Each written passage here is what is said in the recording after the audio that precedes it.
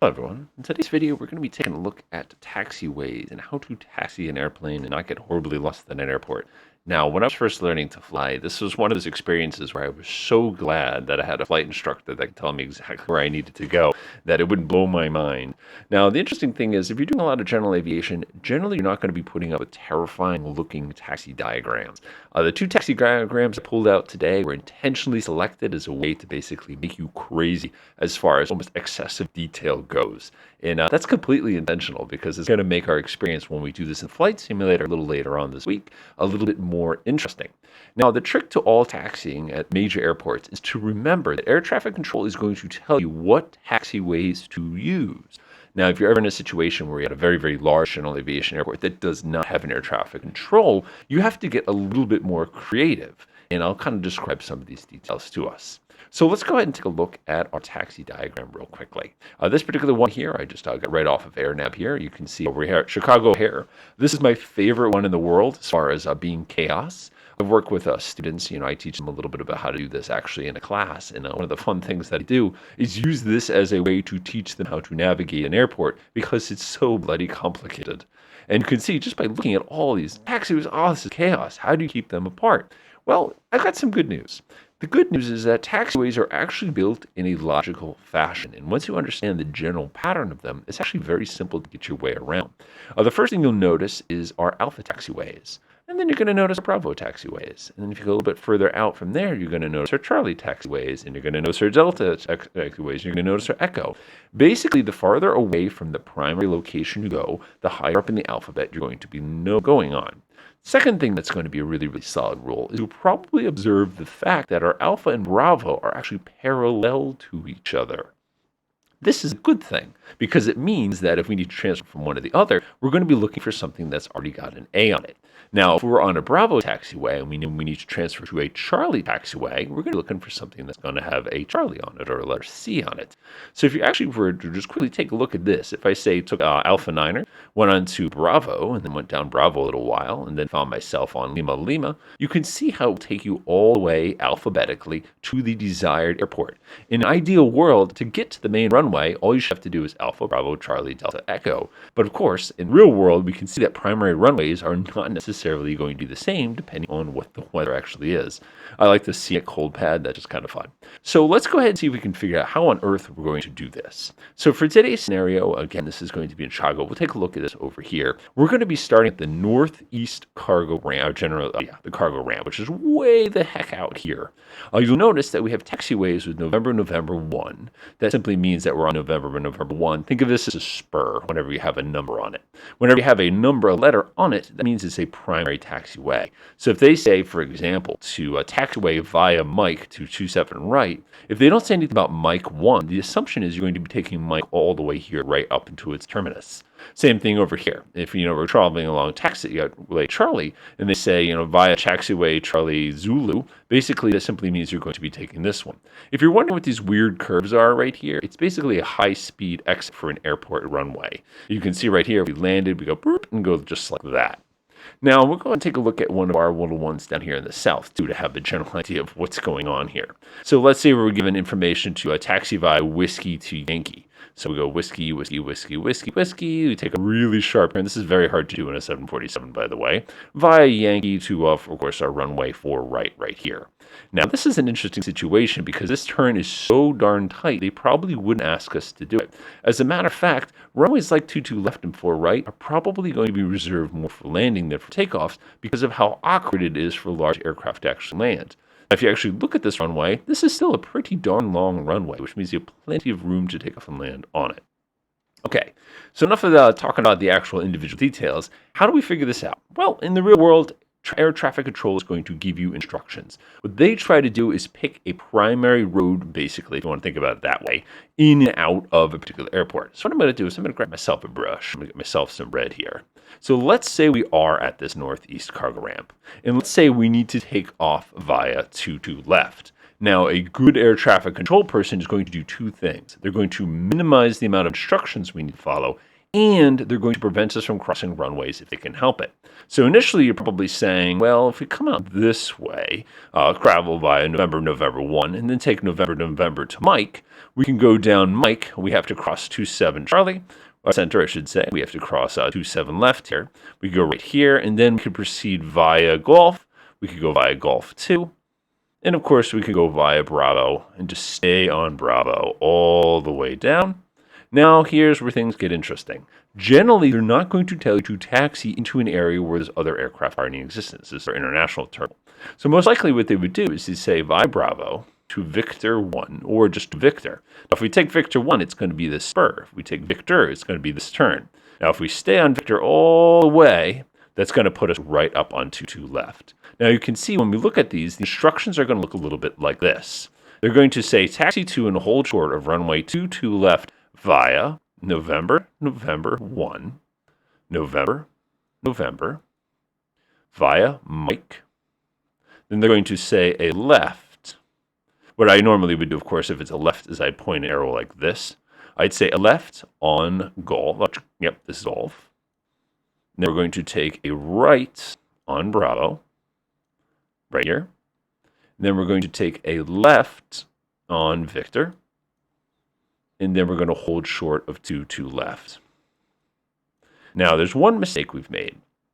This is a really good solid set of instructions. This will get us there without actually any difficulty. When I first learned to fly, what we actually would do is we'd have basically a grease pencil and we'd write over it so we know the path. You're going to notice that we have to cross 2 separate runways in order to safely do this particular operation here. The first one, of course, is 27 center. Like I said, 27 left as well. You cannot cross these unless you've been given permission to do so, air traffic control.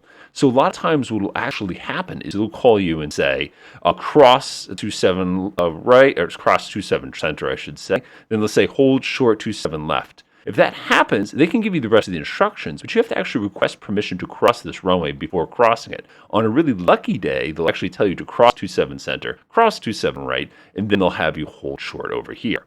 So you can see it's not really that scary of a situation when you work backwards. It's basically just a complex maze. So that isn't too bad. Now, what if we started here? And we were interested in taking off for some reason from 10 right, which, oh my gosh, could you imagine how long that would take to get yourself over to? Actually, it's not as bad as you think.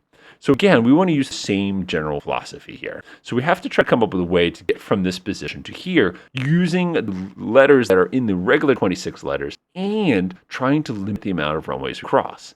Now, some hackers will say, can we use 22 right to taxi? I don't see that very often, obviously for safety purposes. But what I do see is I can do this really quickly. So we're going to go via November. We're going to take a left here. We're going to go down to Mike, but this time we're going to take a right on Delta. We go all the way around Delta, crossing a single runway. We're going to come all the way down to Zulu. Going down Zulu, we just stay on Zulu. Cross 10 left, and bam. Look at how easy that was. So for this particular one, we're going to do November 1. Excuse my terrible handwriting. Via November. Then we're going to go via Mike. Then we're going to take a right turn on Delta. We're going to take a left turn on Zulu. And then we're going to hold short runway 10 center. Now, if we wanted to go all the rest of the way, check this out. We can stay on Zulu all the way down. That's amazing. But unfortunately for us, we have to cross this one, 22 right. We have to cross 9 center, 10 left, and 10 center. So there's a lot of crossing we have to do. So we have to pay extra close attention to our actual operation. But you can see when you approach that philosophy that this is actually really, really simple as far as figuring out exactly where you need to go. So this is a pretty solid example. And this is the example we'll use inside of the flight simulator just to show you how we can kind of follow along. Now, let's go take a look at Heathrow. Now, Heathrow's got a special place in my heart because this is just, gets a little complicated someday. So what makes this really, really interesting is it's the exact same structural philosophy as we saw over there in Chicago. If I zoom in just a teeny tiny a little bit more so you can see some of the details here, you can see they have the same general system where you have Alpha, then you have your next taxiway over will be Bravo, and then of course you have Charlie and Delta. But keep in mind, all the spurs this time are all going to be numbered as well. So let's say, for example, we came in for a landing, we plopped down right here. I believe this is 27 right. We came right over to here and we pulled off the taxiway, and now we're on Alpha 10A. which is interesting. Alpha 10 East, by the way. You can see they have a West version, they have an East version for each one of these different taxiways, slightly different. Now, let's say we landed here and we said, oh, we're getting to a Pier 2.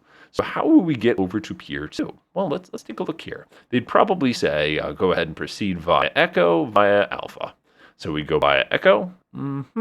We come down here. Of course, we could go on Bravo, but you notice this little box around here? This is oh my God, you're going to run into somebody's zone. So it's not unusual for them to actually have us cross and go wide, or the opposite, have us go this way and have people who come off of Pier 2 go wide along Alpha here. Again, you have to pay attention to those instructions so you don't end up fronting in. You can't exactly back up an airplane quickly or easily. So again, you can see that's a relatively simple path. And you can also see what they do here, which is really nice in this particular diagram, is they'll actually draw the individual taxiways for you, which makes your life a lot simpler. So now that we've seen the different patterns, let's take a look at some of the different signs you're going to bump into at an airport. Okay, so the first things first is you're going to have your runway signs. Yeah, excuse our quality here for a second here. This red always means that you're dealing with some kind of runway. In this case, you're looking directly at runway 4 and 22. Swinging over this way, again, you have something that's in the middle. This is a runway 26 and 8. I don't think I've ever landed on a runway 8 before. Coming down here, of course, if you're at the end of a runway, it's not unusual to have something that would say approach. Again, red means runway. You have this thing called ILS, which just means you're in ILS critical zone. There's usually a solid line on the ground. That's going to be this one over here that lets you know that you're not supposed to be crossing that particular point. No entry simply means, don't go this way, please. Taxiway locations are always going to have the name of the taxiway. In this case, this is Taxiway Bravo. It's going to tell you you're on that taxiway. If you're on a runway, you'll have the 22 as well. And you also have these little boxes that tell you in white how far away in thousands of feet you are from the end of the runway. In the top sign, this is actually kind of neat. Basically, if you're going from the bottom up through the little dashed bits, that means you are safe to do so. However, if you're coming from the opposite direction, you're expected to stop before crossing this particular line. It's kind of almost like a one-way, depending, of course, on where this is on the runway. This is an ILS critical boundary. The reason you're not supposed to cross these is because when you do so, you can interfere with the aircraft that is presently landing. Dangerous. When you run into this sign, this is just telling you that the taxiway that you're going onto is going to be going over onto your right. If you have something like this, you're going to see this on runways a lot of times, it's pointing to where on the ground this particular taxiway is, in this case Lima. Sometimes what they'll do is they'll provide you with this handy dandy little sign to tell you where the runway is. Notice the difference between the number red, runway, and the runway 22 is over in this direction. There's actually a lot of variations on this you'll see. Next one you'll see from time to time, you'll see this little handy one. This will actually give you specific directions. I've seen CIV, I've seen GA. I don't think I've ever seen airline. I have seen INTL for international for this as well. This is the end of a taxiway. You've gone and goofed up. These are the most complicated signs that you're going to see on a taxiway. This says I'm currently on Gulf, hence the black with the yellow. This says Alpha's to my left, and if I take a right, that will put me on Lima. Okay, so in our next video, we're going to be taking a look at what this is all going to look like when we actually get ourselves down to the actual runway itself. I'll be taking the Beech 200 for this purpose, and I'll be kind of showing you on the side with the actual diagram itself, as well as what maneuvers I'm doing and what air traffic control is going to do to make things interesting for us. Enjoy.